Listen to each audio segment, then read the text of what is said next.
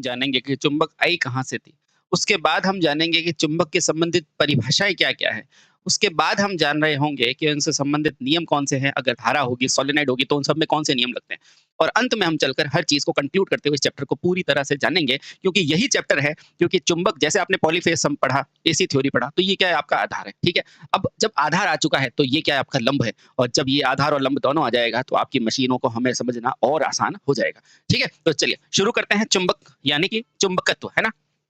चलिए, तो सबसे पहले शुरू करते हैं ये चुंबक हुआ क्या था? तो दोस्तों आज से 4000 साल पहले की बात है। तो वहाँ पर एक मैग्नीशिया नामक एक जगह था, जहाँ पर एक जैसे अपन के नहीं होते लो जो चरवाहे वगैरह जो कि छोटे-छोटे पशुओं को चराते हैं। तो बेटा प्राचीन काल में जूते बनते थे ना, तो उनमें कोई जूता ऐसा बना था जिसके अंदर क्या था वो लोहे की सॉल लगी हुई थी। और जैसे ही वो चले तो देखिए यार वहाँ पे कुछ चिपकने लग गया। तो प्रारंभ में तो ऐसा माना जाता था कोई अंधविश्वास है, लेकिन वो अंधविश्वास नहीं था। आओ और वहाँ से हमारी जननी हुई, ठीक है? चलिए बहुत सही। अब चुंबक के बारे में सबसे पहले पढ़ा जाएगा परिचय। पहला क्या है परिचय। ये चुंबक कहाँ से प्राप्त हुई, किससे प्राप्त हुई, ठीक है? चलिए बहुत सही। तो सबसे पहले आज से लगभग 4000 साल पहले, है ना? एशिया के मैग्नेशिया शहर में, तो आज से लगभग कितने साल पहले बेटा? 4000 साल पहले, है ना? इसको आप ये भी कह सकते हैं 2000 ईसा पूर्व, है ना? ईसा पूर्व। 4000 साल पहले और 2000 ईसा पूर्व यानी कि ईसवी से 2000 साल पहले की बात है, ठीक है? कौन-सा नगर आज से लगभग 4000 साल पहले या 2000 ईसा पूर्व क्या हुई बेटा? मैग्नेट की मैग्नेट की क्या हुई बेटा? जानकारी हुई। जानकारी हुई, ठीक है? चलिए बहुत बढ़िया। अच्छा, तो अब अगला क्वेश्चन आता है कहाँ पर जानकारी हुई? तो बेटा एशिया के मैग्नीशिया शहर में। कौन-सा? अपना एशिया है ना कॉन्टिनेंट, एशिया के मैग्नीशिया मैग्नीशिया नामक जगह पर हुई। अच्छा, बहुत बढ़िया जगह पर हुई। अच्छा, किससे हुई? पूछा जाएगा किससे हुई? तो बेटा किससे हुई? एक चरवाहे को हुई, ठीक है? एक चरवाहे को हुई। किसको हुई बेटा? एक चरवाहे को। चरवाहे को, है ना? चरवाहे को हुई। अच्छा, चरवाहे यानी कि जो चराता है ना छोटे पशु उनको। कैसे हुई? तो बेटा इस चरवाहे के क्या थे? लोहे के लोहे के सॉल के क्या बने थे? सॉल होता है ना बेटा जो नीचे की तरफ होता है जूते पे वो। लोहे के सॉल का जूता पहना था। जूता पहना हुआ था। पहना हुआ था। तो उसने देखा कि देखा कि कुछ पत्थर कुछ पत्थर उस पर चिपक रहे हैं, उस सॉल पर चिपक रहे हैं, उस सॉल पर चिपक रहे हैं, चिपक रहे हैं, ठीक है? तब जाके बेटा एक ऐसा पत्थर मिला जो उस सॉल पर चिपक रहा था। तो प्रारंभ में क्या था बेटा? ये कलर कैसा था इस पत्थर का? तो इस पत्थर का रंग कैसा था? बेटा इस पत्थर का रंग कत्थई कलर का था। इस पत्थर का रंग बेटा कैसा था? कत्थई कलर का था, है ना? कत्थई था, ठीक है? और इसे क्या समझा जाता था उस समय? कोई मतलब अंधविश्वास रूप में माना जाता था, है ना?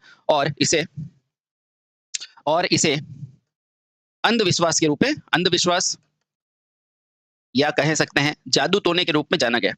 जादू टोने के रूप में समझा गया। रूप में समझा गया। यानी उनको ये लगा कि ये कोई जादुई पत्थर है। समझा गया कि यार इस तरह से चीज़ें आकर्षित हो रही है तो हो सकता है कोई जादू टोना या अंधविश्वास जैसी चीज़ को क्या समझा गया बेटा? उस कत्थई रंग के पत्थर को समझा गया था। लेकिन बेटा हुआ क्या? इसके बाद जैसे आगे बढ़ते रहे तो इंसान भी आगे बढ़े और उनमें एक हमारे प्यारे इंसान आए थे गिलबर्ट। याद है गिलबर्ट जिन्होंने इलेक्ट्रोस्कोप बनाया था और पृथ्वी को चुंबक बोला था। उन्हें रहा नहीं गया और बेटा उन्होंने क्या किया? इस पर रिसर्च करना चालू किया और इस पत्थर पे देखा तो वास्तव में उन्होंने पाया कि ये चुंबक है और पृथ्वी खुद भी क्या है? एक चुंबक है। तो आइए जानते हैं। लेकिन कालांतर में इंग्लैंड के एक निवासी थे। फिर क्या हुआ बेटा? कालांतर यानी कि कुछ काल के अंतर के बाद कालांतर में इंग्लैंड के एक वैज्ञानिक थे बेटा। इंग्लैंड के वैज्ञानिक थे जिनका नाम क्या था? गिलबर्ट था। क्या नाम था? गिलबर्ट ने पहली बार पहली बार इस पत्थर के चुंबकत्व को प्रायोगिक तौर पर समझाया। पत्थर के चुंबकत्व को किसमें बेटा?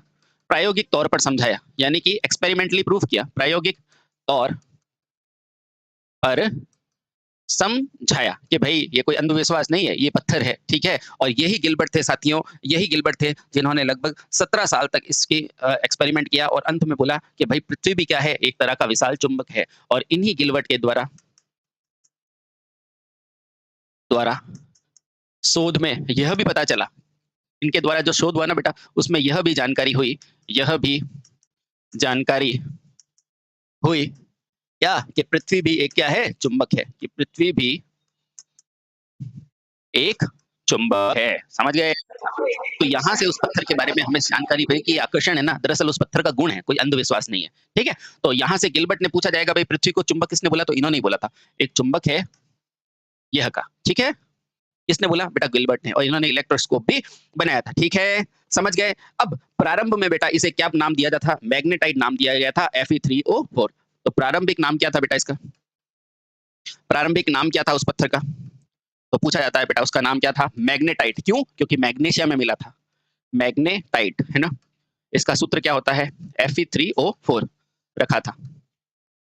ठीक है? अब बताओ मैग्नेटाइट क्यों रखा? क्यों? क्योंकि मैग्नीशियम नामक शहर पे मिला था। ठीक है? लेकिन बाद में इसका नाम जैसे अपभ्रंश हो जाता है ना, जैसे बहुत सालों से कोई नाम चलता-चलता आता है, उसका अपभ्रंश हो जाता है। लेकिन पहले अग्नि कहते थे, अब आग कहते हैं। पहले पवन कहते थे, पावक कहते थे, अब पवन कहते हैं, है ना? तो बेटा ये क्या है? नाम चेंज हो जाते हैं। तो बेटा मैग्नेटाइट को अभी बाद में क्या कहने लगे? इसी मैग्नेटाइट को बाद में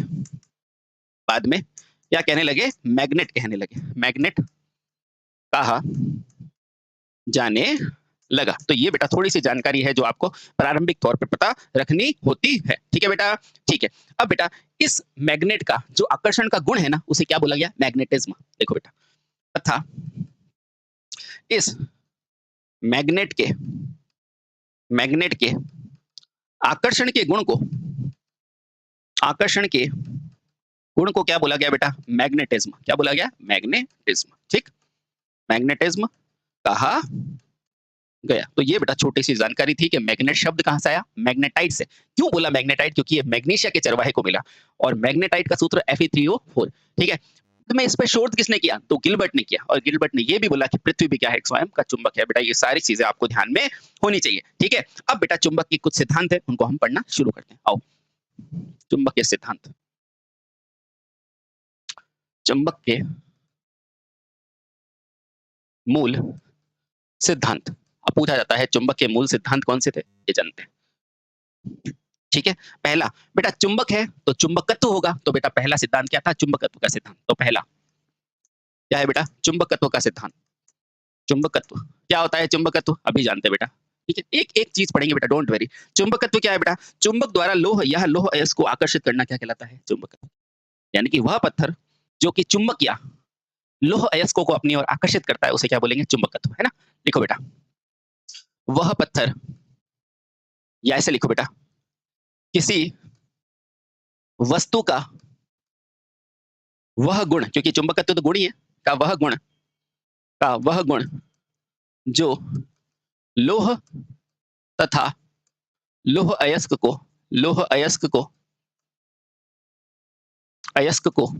क्या करता है? आकर्षित करता है। क्या कहलाता है बेटा? चुंबकत्व कहलाता है। चुंबकत्व कहलाता है। ठीक है? यानी कि किसी भी वस्तु का वह गुण जो लोह या लोह अयस्क को अपनी ओर आकर्षित करता है, उसे क्या कहोगे बेटा?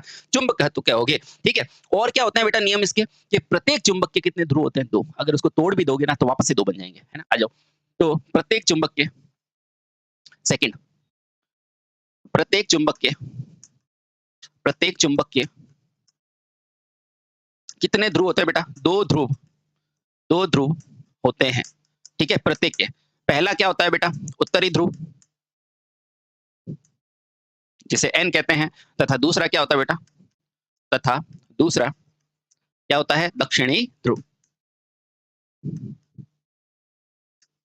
दक्षिणी ध्रुव। सर क्या ये टूटेगा फिर भी यही बनते हैं? बिल्कुल, हमेशा 2 ही रहते हैं। तो प्रत्येक ध्रुव के कितने होते हैं? 2 ध्रुव होते हैं। ठीक है बेटा? चुंबक के प्रत्येक अणु स्वयं के चुंबक की भांति कार्य करते हैं, यानी कि इसके ध्रुव कभी भी नष्ट नहीं होते। तो लिखो बेटा, चुंबक का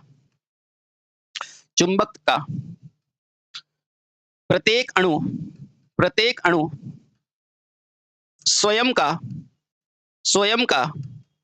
चुंबकत्व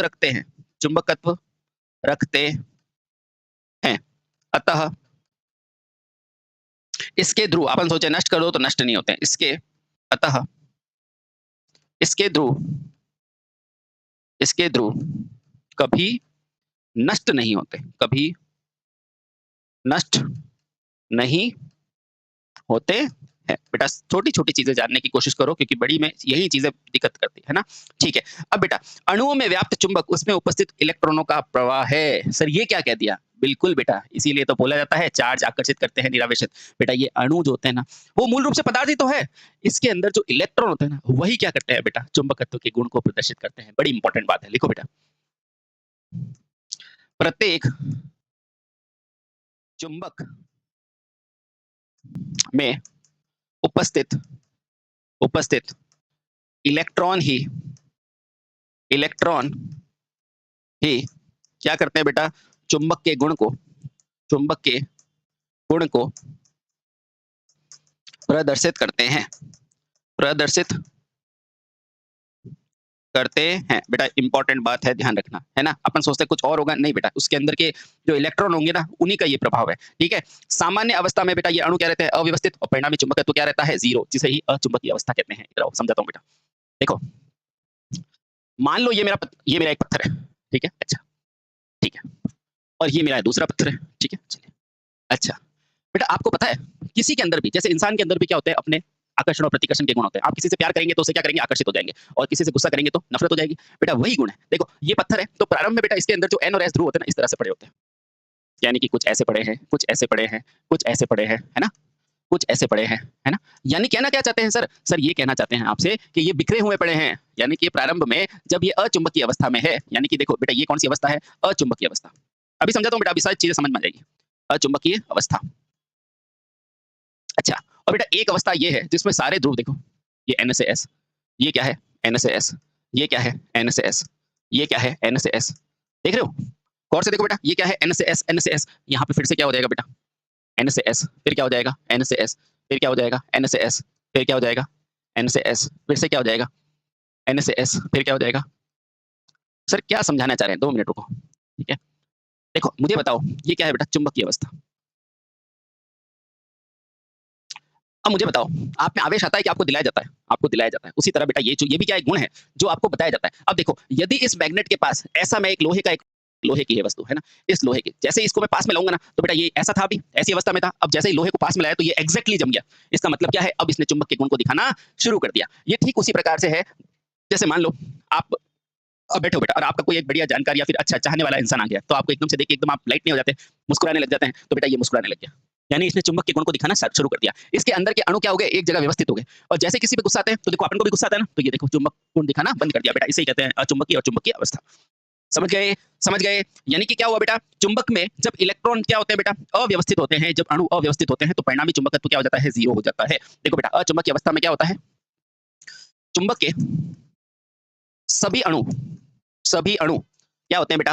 अव्यवस्थित होते हैं। अव्यवस्थित होते हैं, अव्यवस्थित होते हैं। तो सर इससे क्या होगा? इससे अगर सारे अणु ही मेरे अव्यवस्थित है, ऊपर नीचे है, तो बेटा परिणामी चुंबकत्व क्या हो जाएगा? 0। जिसके कारण क्या होता है? जिसके कारण क्या होता है बेटा? परिणामी चुंबकत्व क्या हो जाता है? चुंबकत्व क्या हो जाता है? 0 हो जाता है ना? 0 हो जाता है। और बेटा इसी अवस्था को क्या बोला जाता है? अचुंबकीय अवस्था, यानी कि अव्यवस्थित अणु होना। ठीक है? अब देखो बेटा, चुंबकीय अवस्था में क्या होता है? चुंबकीय में क्या हो जाएगा? ये सारे अणु व्यवस्थित हो जाएंगे। चुंबक में क्या हो जाएगा बेटा? चुंबक के सारे अणु क्या हो जाते हैं बेटा? व्यवस्थित हो जाते हैं। व्यवस्थित हो जाते हैं, हो जाते हैं। ठीक है? और इससे क्या होता है? जिससे परिणामी चुंबकत्व बढ़ जाता है, जिससे परिणामी चुंबकत्व बढ़ जाता है, बढ़ जाता है। आपने बचपन में नहीं देखा, एक मैग्नेट को दूसरे के पास में लाते हो तो वो आगे आगे भागती है, या उल्टा रखते हो तो चिपक जाती है। बेटा उसमें यही तो होता है, उसके अणु बिखरे हुए होते हैं, तो वो पहले अचुंबकीय अवस्था थी, और जैसे ही मैं कोई मैग्नेट पास में लाता हूँ तो बेटा वो क्या हो जाता है? सब के सब सेटल हो जाते हैं। समझ गए बेटा? इसलिए कहते हैं चीजों को रटा नहीं जाता, चीजों को समझ आ जाता है। ठीक है? और जैसे ही मैं मैग्नेट पास में लाऊंगा ये लोहे की, तो सारे के सारे अणु क्या हो जाएंगे? व्यवस्थित हो जाएंगे। बेटा इसी अवस्था को कहते हैं, अणुओं का व्यवस्थित होना क्या कहलाएगा? चुंबकीय अवस्था को बताएगा, और अणु जब अव्यवस्थित होंगे तो अचुंबकीय अवस्था कहलाएगा। समझ गए? समझ गए? यही बेटा आगे चलकर आपको मशीनों के बारे में समझाया जाता है ना? जब मशीन में सप्लाई देते हैं तो उसके अणु व्यवस्थित हो जाते हैं, और फिर वो मैग्नेटिज्म देना चालू करते हैं। समझ गए? बिल्कुल। अब हम एक एक करके इनकी चुंबक की शब्दावलियों के बारे में पढ़ेंगे। आई होप मैं अच्छे से समझा पाया हूँ। Thank you. चलिए, चुंबकीय शब्दावलियां। चलिए, चुंबकीय चुंबकीय शब्दावलियाँ, यानी कि चुंबक के अंदर कौन-कौन से टर्म्स होते हैं? जैसे आपने एसी और डीसी सब में पढ़े थे ना, वैसे बेटा इनके भी टर्म्स होते हैं। देखो बेटा, पहला क्या है? पहली शब्दावली क्या है बेटा? ध्रुव या पोल। पहली क्या है? ध्रुव या पोल। नाम सुना हुआ है? अपन जैसे मशीन में बनाते हैं तो उसमें पोल बनाते हैं कि नहीं? हाँ, तो बेटा चुंबक में क्या होता है? ध्रुव और पोल की परिभाषा क्या होती है? आइए, अब मुझे बताओ, एक चुंबक में कितने ध्रुव होते हैं? तो आप सभी को पता है एक चुंबक में कितने होते हैं? 2। तो बेटा एक चुंबक में सदैव कितने होते हैं बेटा? सदैव 2 ध्रुव 2 ध्रुव होते हैं, ठीक है? पहली बात। एक चुंबक में कितने ध्रुव होते हैं? 2 होते हैं, ठीक है? ठीक है। अब मुझे बताओ, ध्रुव पर चुंबकीय बल रेखाएँ क्या होती है? एक चुंबक के अंदर कितनी बल रेखाएँ होती है, पता है आपको? बेटा चुंबक होती है ना, अभी मैं बताऊँगा आपको, 10 की घात 8 बल रेखाएँ होती है। तो बेटा जो ध्रुव होते हैं ना, पोल होते हैं ना, उसपे चुंबकीय बल रेखाएँ अधिकतम होती है। तो लिखो बेटा, इन पर चुंबकीय, अभी सब बताएँगे बेटा, क्या होती है चुंबकीय बल रेखाएँ भी, डोंट वरी। इन पर चुंबकीय बल रेखाएँ बेटा क्या होती है? अधिकतम होती है। अधिकतम होती है। क्या होती है बेटा? चुंबकीय बल रेखाएँ अधिकतम होती है, ठीक है? बहुत सही। अच्छा, और बेटा सबसे पहले पृथ्वी को चुंबक किसने बोला था? गिलबर्ट ने बोला था, ये मैं लिखा चुका हूँ। और दोनों ध्रुव में मेरा पहला क्या होता है? उत्तरी, और दूसरा क्या होता है? दक्षिणी ध्रुव। और बेटा इसे किससे पूर्णतः स्पष्ट किया जाता है? चुंबकीय सुई से। और बेटा इन 2 ध्रुवों के नाम क्या होते हैं? पहले का नाम क्या होता है? उत्तरी ध्रुव। और बेटा दूसरे का नाम क्या होता है? दूसरे का नाम होता है दक्षिणी ध्रुव, ठीक? आप बस पढ़ते रहो, आपको सारी चीज़ें समझ में आ जाएगी, डोंट वरी, ठीक? चलिए, तो ये बेटा पहला ध्रुव के बारे में थी। क्या ध्यान रखना है? किसी चुंबक में 2 ध्रुव होते हैं। चुंबक की बल रेखा यहाँ अधिकतम होती है, और चुंबक में एक होता है उत्तरी और एक होता है दक्षिणी, ठीक? समझ गए? समझ गए क्या? चलिए बेटा, अगला क्या है? चुंबकीय दिशा निर्देश, है ना? सर ये क्या है? 2 मिनट रुको, बताता हूँ। चुंबकीय दिशा निर्देश, सर ये क्या है? आपको पता है पृथ्वी खुद भी एक चुंबक है? बिल्कुल। तो बेटा पृथ्वी चुंबक है, तो मान लीजिए ये आपकी एक पृथ्वी है, तो ये किसी कोण पर लटकी होती है बेटा, है ना? बेटा इस किसी कोण पर झुकी होती है, तो ये सीधी ना होके बेटा किसी कोण पर क्या होती है? झुकी होती है। बेटा इस कोण के बारे में यहाँ पर बात की जाती है। पृथ्वी को चुंबक किसने बोला था? अगर ये पृथ्वी है, तो बेटा इसको चुंबक किसने बोला था? गिलबर्ट ने कहा था, है ना? ध्यान रखना, बार-बार याद दिला रहा हूँ बेटा, क्वेश्चन आ सकता है। ठीक है? तो चुंबकीय दिशा निर्देश क्या होता है? आइए जानते हैं। मुझे बताओ, किसी भी चुंबक को आप लटकाओगे, तो बताओ बेटा ज्यामितीय अक्ष से कुछ कोण पर लटकी होगी कि नहीं? ये ज्यामितीय अक्ष से कुछ झुकी हुई होगी कि नहीं? ये देखो, अगर ये मेरा जीएन है, ज्यामिति क्या होती है बेटा अभी बताता हूँ। ये जीएनए से कुछ डिग्री पर होगी कि नहीं? बिल्कुल। तो लिखो बेटा चुंबकीय दिशा निर्देश में, यदि यदि किसी चुंबक को चुंबक को स्वतंत्रता पूर्वक क्या किया जाए बेटा? लटकाया जाए, लटकाया जाए, तो वह, अभी बताऊंगा बेटा ज्यामितीय न्यूट्रल एक्सिस क्या होता है, डोंट वरी। वह ज्यामितीय उदासीन अक्ष अक्ष यानी कि जीएनए, ज्यामितीय उदासीन अक्ष, इसका मतलब क्या होता है? जीएनए से, क्योंकि इन जीएनए एमएनए इनकी जानकारी नहीं होगी, फिर मोटर की जानकारी नहीं हो पाएगी, है ना? इसलिए ध्यान रखो बेटा। यदि किसी चुंबक को स्वतंत्रता पूर्वक लटकाया जाए, मान लो ऐसे लटकाया, तो बेटा ये क्या करती है? तो ये ज्यामितीय उदासीन अक्ष से कुछ अंश क्या होती है बेटा? झुकी होती है, ठीक है? अब क्वेश्चन आता है कितनी होती है? तो बेटा ये करीब कितना होता है? 10 से लेके 18 डिग्री तक। ये क्या होता है बेटा? ये कोण कितना होता है? ये कोण पूछा जाता है बेटा, वो कितना होता है? 10 से 18 डिग्री, है ना? कहीं-कहीं 10 से 15 भी होता है। तो बेटा 10 से 18 डिग्री झुकी हुई होती है, ठीक है? ठीक है बेटा, और इसका एक हिस्सा क्या होता है? उत्तर की ओर होता है, और दूसरा क्या होता है? दक्षिण की ओर। तो क्या लिखेंगे बेटा? अब इस चुंबक का एक हिस्सा एक हिस्सा बेटा कहाँ होता है? भौगोलिक, यानी कि ज्योग्राफिकल। भौगोलिक कहाँ होता है बेटा? उत्तर में। वह दूसरा किसे और होता है? दक्षिण में। दूसरा भौगोलिक दक्षिण में होता है, दक्षिण में होता है। और यहाँ से बेटा दक्षिण में होता है, और यहाँ से चुंबक के 2 ध्रुव को उत्तरी और दक्षिणी बोला गया, है ना? दक्षिण में होता है, ये ध्यान रखना, है ना? इसीलिए ध्रुव को क्या बोला जाता है बेटा? उत्तरी ध्रुव तथा दक्षिणी ध्रुव, उत्तरी तथा दक्षिणी बोला जाता है, ठीक है? अब आज समझ में आ गया बेटा, उत्तरी ध्रुव दक्षिणी क्यों बोलेंगे? पूर्व पश्चिम क्यों नहीं बोलेंगे? क्यों? क्योंकि पृथ्वी खुद क्या है बेटा? एक चुंबक है, और जब पृथ्वी पर लटकाओगे इसको, तो एक एंगल पे लटकी है, जिसका मान क्या होता है? 10 से 15 डिग्री, ठीक है? बहुत सही। अब बेटा इसका आपको पूछेगा, कि ये जो लटका है ना बेटा, यहाँ 15 कर दो, कोई दिक्कत, 10 से 15 डिग्री। बेटा ये जो 10 से 15 डिग्री का कोण है, इसको क्या बोला जाता है? इसको बोला जाता है नति कोण। क्या बोला जाता है? नति कोण। तो बेटा ये लिख दो। इस झुकाव कोण को बेटा क्या बोला जाता है? नति, और इंग्लिश में बोला जाता है डिप कोण। डिप कोण कहा जाता है। अब बताओ ये नति कोण क्यों आया है? क्योंकि पृथ्वी खुद भी क्या है? चुंबक है। तो लिखो बेटा, यह नति कोण इसलिए आया है, इसलिए आया है क्योंकि पृथ्वी स्वयं भी क्या है? पृथ्वी भी एक पृथ्वी भी एक बड़ी क्या है बेटा, चुंबक है। क्या है, चुंबक है। किसने कहा, यह कथन किसने कहा, तो यह कथन कहा था गिलबर्ट ने। यह कथन किसने कहा, गिलबर्ट ने कहा। ठीक है, आपको मान लो पूछ ले कि भाई आपने उत्तरी ध्रुव दक्षिणी क्यों लिया, तो बेटा इसलिए लिया था क्योंकि जब स्वतंत्रता पूर्वक लटकाएंगे ना, तो बेटा क्या है, भी एक, तो जब स्वतंत्रता पूर्वक लटकाएंगे ना बेटा, तो इसमें क्या हो जाएगा, एक हिस्सा भौगोलिक उत्तर की ओर होगा और एक दक्षिण की ओर होगा, इसलिए बेटा बोला जाए। ठीक है, चलिए बहुत सही। अब बेटा आपके लिए क्वेश्चन आता है, चुंबकीय अक्ष क्या होती है। आप अक्सर मशीनों में नहीं पढ़ते, जीएनए आरएनए है ना, मेन फील्ड, अभी देखना बेटा समझाऊंगा मैं आपको। अब पढ़ेंगे चुंबकीय अक्ष। ठीक, चलो बेटा चुंबकीय अक्ष। तीसरा आपको पूछेगा चुंबकीय अक्ष क्या होती है। चुंबकीय अक्ष नाम से पता चल रहा है मैग्नेटिक एक्सिस, ठीक है, तो बस इसके आगे बताओ क्या होता है, बताओ। तो यह एक काल्पनिक रेखा होगा जो चुंबकीय ध्रुव से गुजरती है। तो चुंबकीय अक्ष क्या है बेटा, यह एक क्या है बेटा, इमेजिनरी लाइन है या फिर काल्पनिक काल्पनिक रेखा है। रेखा, यह एक काल्पनिक रेखा है जो कहां से गुजरती है बेटा, ध्रुव से गुजरती है। जो चुंबकीय, अभी बताता हूं बेटा, जो चुंबकीय ध्रुव से, अब आपको मशीनें वगैरह समझने में बिल्कुल दिक्कत नहीं आएगी, ध्रुव से गुजरती है। अभी बताता हूं कैसे गुजरती है। अब देखो बेटा, ये मान लो आपकी एक मैग्नेट है, ठीक है, और मैग्नेट के दो ध्रुव होते हैं, ये मान लो एन है और एस है। अब क्या लिखा है, यह एक काल्पनिक रेखा है जो चुंबकीय ध्रुव से गुजरती है, ठीक है, तो ये गुजर दो। तो बेटा ये एमएनए नहीं होती है, ये क्या होती है, चुंबकीय अक्ष। ठीक है, लिखो बेटा ये रेखा क्या है, चुंबकीय अक्ष। अब आपको अगर कोई ये एमएनए पढ़ा है ना, तो उसको बोलना नहीं सर ये एमएनए नहीं है, ये चुंबकीय अक्ष है। ठीक है, ये क्या है बेटा, ये चुंबकीय अक्ष। ठीक, समझ गए, समझ गए बेटा। इसके बाद एक टर्म आती है चुंबकीय उदासीन अक्ष। हाँ सर, ये तो आर्मेचर रिएक्शन पढ़ी थी मैंने जीएनए, है ना, वही है बेटा। अब पढ़ेंगे चुंबकीय उदासीन अक्ष। आ जाओ बेटा, तो अगला पॉइंट क्या है मेरा, चौथा, चुंबकीय उदासीन, चुंबकीय उदासीन अक्ष। इसका नाम से नहीं पता चल रहा बेटा, ऐसी अक्ष जो चुंबकीय रूप से क्या हो, उदासीन हो, है ना। हाँ, तो देखो पढ़ते हैं चुंबकीय उदासीन अक्ष क्या होती है। देखो बेटा, यह एक काल्पनिक रेखा है जिसे एमएनए कहा जाता है। तो पहला पॉइंट क्या है, इसे एमएनए कहा जाता है। मशीनों में पढ़ते हैं ना बेटा एमएनए, इसे एमएनए कहा जाता है, कहा जाता है। और बेटा ये क्या है, यह एक काल्पनिक अक्ष है। यह क्या है, एक काल्पनिक अक्ष है। अक्ष है।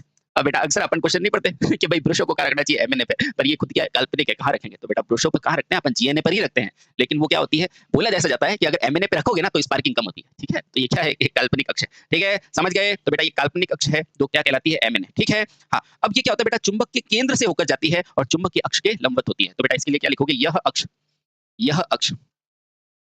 चुंबक के, यह अक्ष चुंबक के लंबवत जाती है। ओहो, चुंबक के केंद्र से जाती है। अभी समझाता हूँ बेटा, डोंट डोंट डोंट हाँ डोंट वरी। यह अक्ष चुंबक के केंद्र से गुजरती है तथा चुंबकीय अक्ष के क्या होती है, लंबवत, तथा चुंबकीय अक्ष के क्या होती है बेटा, लंबवत होती है। अभी बताता हूँ बेटा, लंबवत होती है। बोलो सही, बिल्कुल सही। अब देखना बेटा, अब इसको निरूपित करते हैं।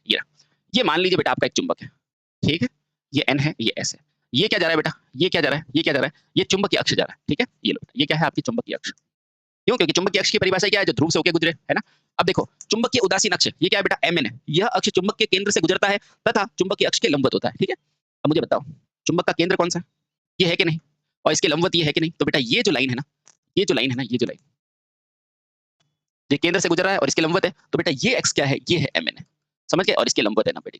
तो बेटा अब आपको कोई बोले ना, तो बोलना बेटा सर ये वाली एमएन है। तो बेटा ये क्या है, चुंबकीय चुंबकीय उदासीन अक्ष। कौन सी है, जो चुंबकीय अक्ष के लंबवत है और केंद्र से गुजर रही है। समझ गए, पक्का समझ गए, ठीक है, बहुत से। अब देखो आपके लिए क्वेश्चन आता है, इस चुंबकीय अक्ष का नाम चुंबकीय उदासीन अक्ष क्यों रखा गया है।